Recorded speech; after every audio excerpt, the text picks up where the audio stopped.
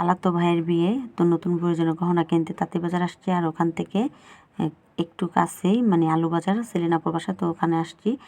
তো এই যে নতুন বউয়ের জন্য কানের দুল আর নাকের ফুল কেনা হয়েছে।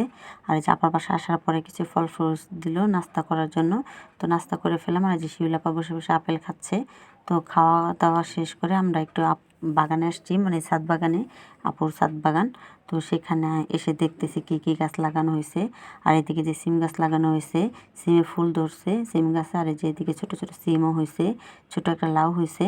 তো এটাকে কিছুক্ষণ পর আবার কেটে নিব, আপু রান্না করবে সেজন্য।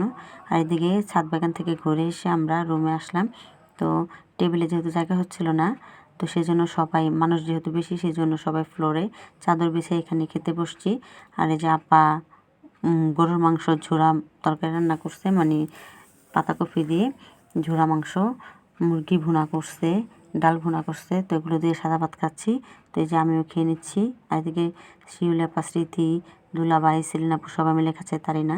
তো খাবারটাও খুব মজা ছিল, সবাই মিলে একসাথে খেলাম।